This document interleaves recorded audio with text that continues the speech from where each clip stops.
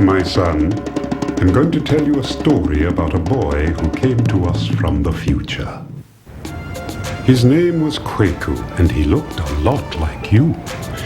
He lived far away in space and time in a large village called Los Angeles. Often he would search for magical shiny objects called mirrors. Sometimes Kweku wandered into dangerous places. Kweku liked to collect these mirrors, though he didn't quite understand why.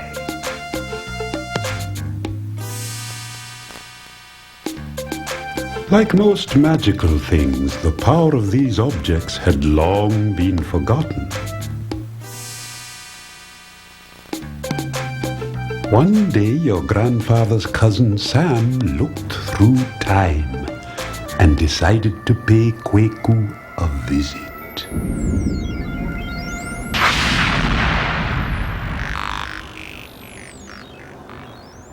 I'm often assigned to kids like you. We're wasting time. Are you ready to go? I'm not going anywhere. I know. That's why I'm here. Magic words from far away will help you with today. I'm Sam, and that's my bag of stories. I don't want any stupid stories. I need some real stuff.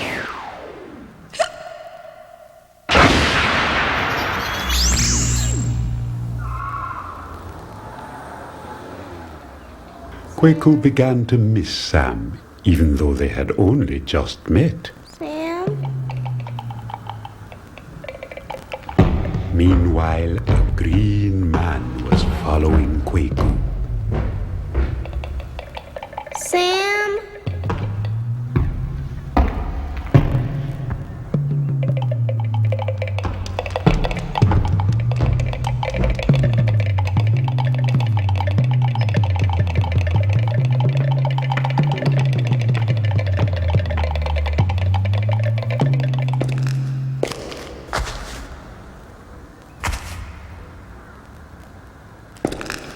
The mirror. The secret is in the mirror.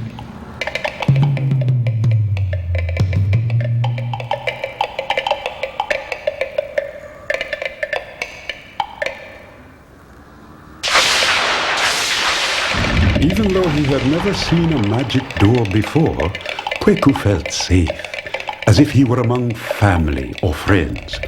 Only for a moment did Kweku feel fear. It was in that moment that the green man also stepped into the land of imagination. Kweku knew that it was part of his destiny to leap through the door.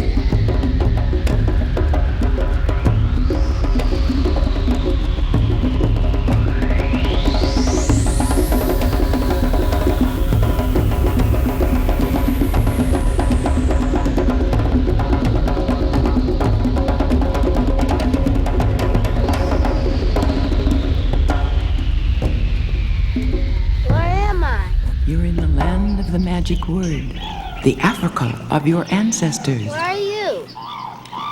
You will always hear me if you listen. What am I supposed to... Just listen. Sam had brought Kweku to the land of the magic story people.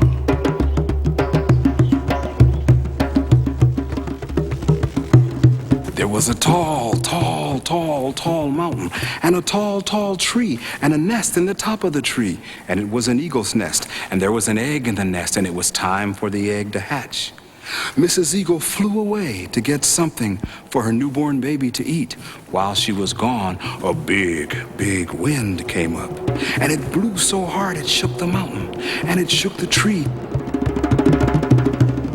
And the egg fell from the nest all the way down to the mountain. But it was a tough egg, so it rolled down the mountain and rolled across the plain and rolled up to the barnyard and rolled all the way across the barnyard, and plop, it landed right in the hen's nest. When Mrs. Hen came in, she said, "Woo, that's a big egg." But like the good mother that she was, she sat up on the egg, and soon the egg hatched, and all the other eggs in the nest hatched too. And when the other egg hatched, there were those cute little yellow chickies, and there was this big, ugly bird. He had big, long wings and big feet with big claws, a big, sharp, curved down beak, and funny eyes. And when the other chickens came into the hen house, they said, "Oh, Miss Hen, you have an ugly child." And she said, "I will love him anyway. Come, children, come out to the barnyard and let me show you how to eat. Now, this is how, children, you scratch, and you peck, peck, peck. Now peck, Junior," but because his beak was so long, he couldn't peck. And you know what happens when you don't eat? You don't grow. So when the cute little fuzzy furry yellow chickies were growing bigger and stronger and stronger and bigger, he was growing weaker and weaker and weaker. Well, one day, a big shadow fell over the barnyard, and everybody got scared and started running. And the big, big, ugly bird, because his feet were so big and his wings were so long, he couldn't run good, but he was running, and the shadow got closer, and the shadow landed. And it wasn't a shadow, it was an eagle. And the eagle said, "Hey, brother, you look like you're afraid of something. Why are you afraid of me?" "'Cause I'm a chicken." "What? What makes you think you're a chicken? You know why your feathers don't lay down nice and smoothly? Because that's your crown, yes. You're the ruler of the sky. Come on, let's fly away from here." "Fly? I'm a chicken. Chickens can't fly." "I'll tell you what, you want to see the sky? Come on, get on my back and I'll fly way up in the air and I'll show you the sky." "No, you say you're a chicken, right?" "Yeah." "Well, if you don't get on my back, I'm gonna bust you in your nose." "Oh, no. Okay.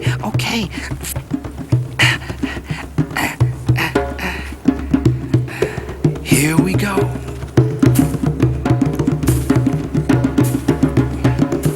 Now I'm gonna drop you off. And when I drop you off, you flap your wings and fly. No, don't drop me. You see how far it is down there? Don't drop me. Here we go.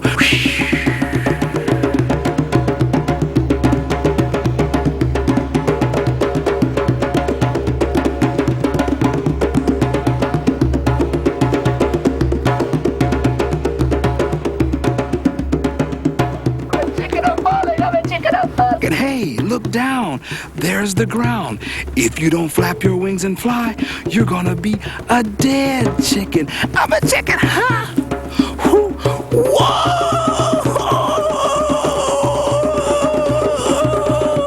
And when he opened his eyes, he was way up above the clouds. I'm flying.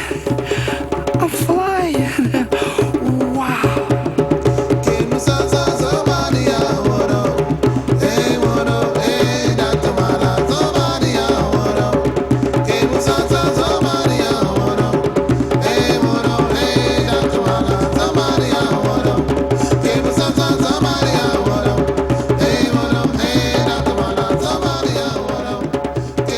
That's it, Kwaku.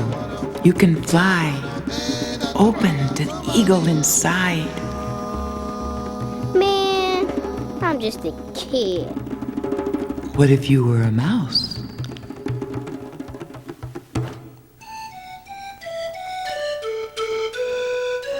Oh, maybe I am small, but I had tall.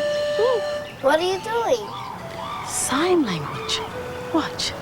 This story is about a tiny, tiny little mouse, and her name is M-O-L-L-Y, Molly Mouse.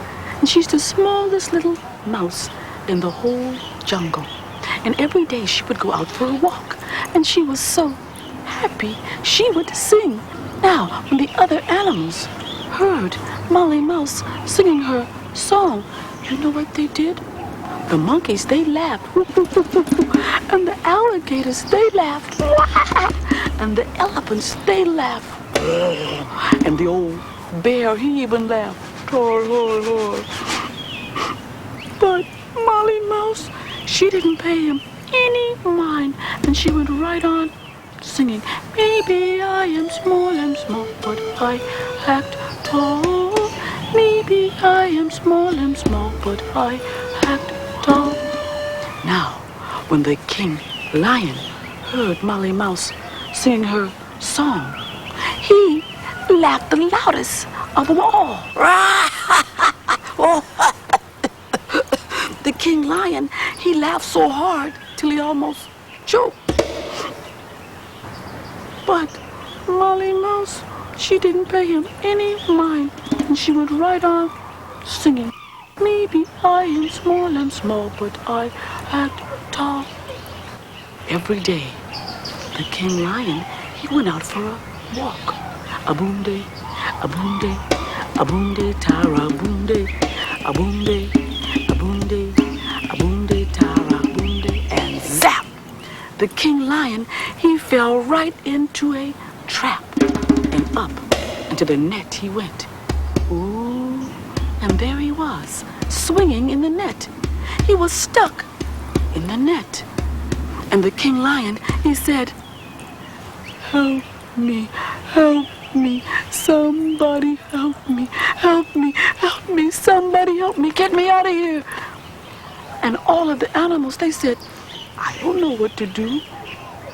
But Molly Mouse, she went right over to that tree, and she went right up and began to bite on the net with her little mouse teeth like this, chip, chip, chip, chip. And what happened? There was a great big hole in the middle of the net. And the King Lion, he wiggled and he jiggled and he wiggled and jiggled. Finally, he jumped down to the ground. And the King Lion, he said, I'm free, I'm free, I'm free at last. Thank God Almighty, I'm free at last. And then the King Lion, he looked down at Molly Mouse. And he picked Molly Mouse up. And he said, thank you, Molly Mouse. And she said, you're welcome. She may be small, but she sure acts tall. So, the next time you feel small, small, small inside, you know what I mean. You remember Molly Mouse.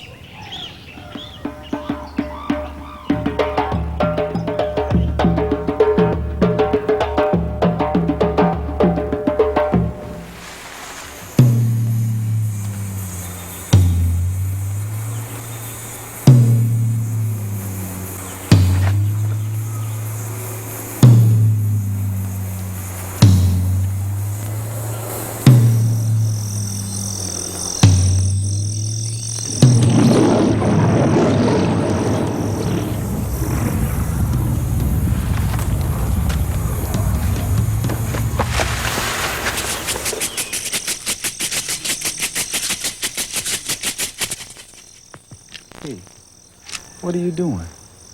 It was the Green Man. I saw him.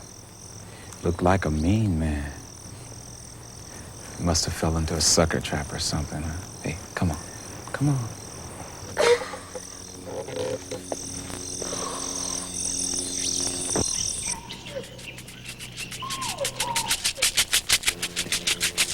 It's also called a sucker trap for catching monkeys. The hunter ties the rope to the neck of the gourd and ties the other end of the rope to a tree. It's true. And he puts peanuts outside and shiny paper inside. The monkey comes along, eats the peanuts, sees the shiny paper, and he wants it. So he sticks his hand inside, and the opening of the gourd is just large enough for the monkey to squeeze his hand in. So when he squeezes his hand in and gets a shiny paper, what happens? He gets stuck. Yes, he's stuck. Now, he's not strong enough to bite through the gourd. He's not strong enough to break the gourd. All he has to do to get free is just let go. The monkey's not smart enough to know that. Hey, you see this? This is your fear. Take it out. Hold it tight. You're trapped. All you have to do is let go. All you have to do to be free is just let go.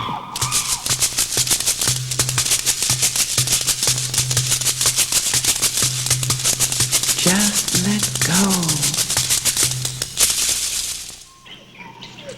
Kwaku felt free for a while, but then he noticed that the fear was returning. So Sam sent one of the story people to bring him a special gift.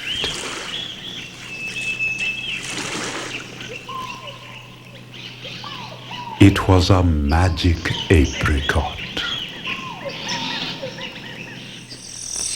Unfortunately, Kwaku did not yet know how to use it. The apricot story was still locked inside.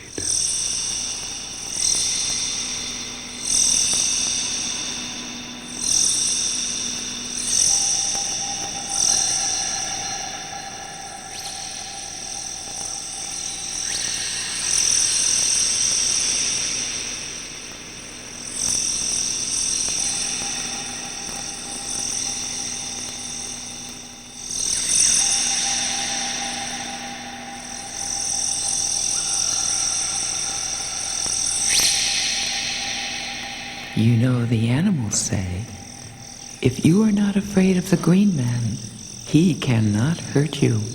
Do animals talk? Sure, but they don't talk anymore. I'll tell you why. Long ago, people came into Africa to kidnap Africans, to take them away, to enslave them. The slave owners? Owners? No, no one can own anybody. Not even the green man? Nobody. Well, the monkey was sitting in a tree watching all this. And the kidnapper said, "You got something to say, monkey?" And the monkey did like this. They said, "Listen, monkey." And the monkey did like this. They said, "Look, monkey." And the monkey did like this. And they said, "We won't even kidnap those monkeys to make them slaves. They're not even smart enough to talk." So the monkey ran all through the forest and told all the other animals, never talk again. And if you do talk, say only those things that animals like you understand. So birds started whistling, lions started growling, cats started meowing. But the mosquito, he figured he's too small to be made a slave. Nobody could make him work. And mosquitoes still talk. That's why they fly around people's ears. They're looking for somebody to talk to.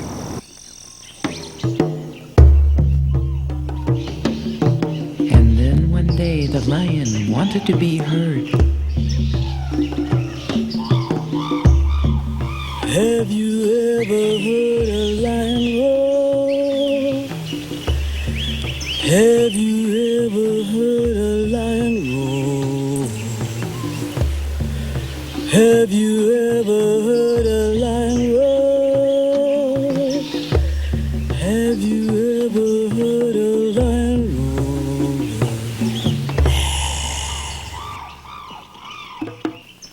A long time ago, did you know that the lion didn't always have a great big voice?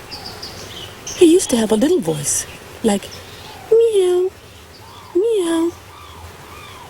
But one day, who comes along but the little rabbit? And he said, Master Lion, I thought you should know the other animals are laughing at you behind your back. But I know how you can get a great big voice, like thunder. This is what you must do. You must go deep, deep, deep into the forest. And when you see a bee's nest with the bees bzzz, buzzing all around, and the honeycomb with the honey dripping down, this is the hard part. You must grab the bee's nest, put it in your mouth, and chew. And no matter how bad it hurts, you must chew with your mouth closed if you want a voice like thunder. But the lion, he thought about it. He wanted a big voice. So the next day, the lion, he went into the forest. He went deep, deep, deep into the forest. And when he saw the bee's nest with the bees bzzz, buzzing all around, and the honeycomb with the honey dripping down, he slowly and very carefully, trying not to get stung, grabbed the bee's nest, put it in his mouth. He began to chew and chew and chew. It was stinging his esophagus. It was stinging his stomachus. His mouth mingled and his tonsils tingled. It hurt. And with all that pain, he began to cry. Meow, meow, meow. But he kept on chewing and chewing and chewing. He kept on chewing and chewing and chewing. He kept on chewing with his mouth closed. Then the lion cleared his throat. What was that? The lion cleared his throat again. Was that my voice? The lion couldn't believe it. He opened his mouth. That is my voice. The lion opened his mouth again. It was so much noise. The other animals said, "What was that?" Sounded like thunder. Sounded worse than thunder. And all of the animals began to run deep, deep, deep into the forest. And when they saw Simba, the master lion, sitting there, the lion opened his mouth and the trees shook and the mountains and the hills quaked. And the animals were impressed because the lion, he now had a big, big voice like thunder. And that sound was the most awesome sound in the forest of the motherland. You know, sometimes you have to go through a lot of pain to get what you want.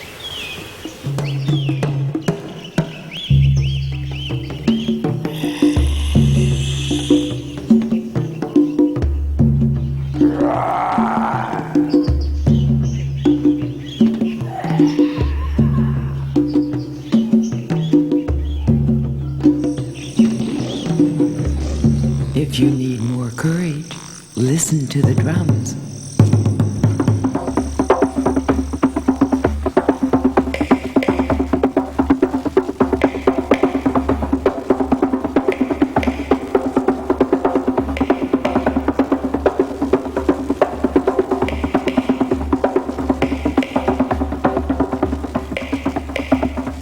You like the drums? Yes. I figured you did. Long ago, the women used to make food. You know, they'd get up in the morning and they'd make plantains and make yams. And people began to get up in the morning, not just to eat, but they got up so they could hear the woman playing the rhythm. Well, one day, somebody threw an old skin over the mortar. And after that, the skin dried. And when the boys played, the birds flew away, and the little girls saw the birds flying. And the girls said, "Hey, we can do the dance of the birds." And that's what they did. The drums would play before the hunt, so the hunters would have courage to go out in the forest and face the lions. And the drums can give you courage too.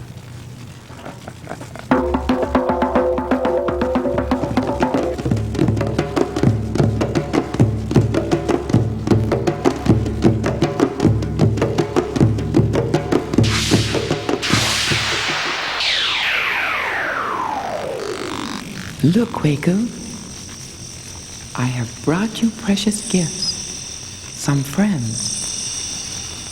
Open to them and treat them with care. Them? I don't even know them. You will know them as you open to them. But this is an African thing. Don't you think I should have some other black people? In the land of imagination, all hearts are the same color.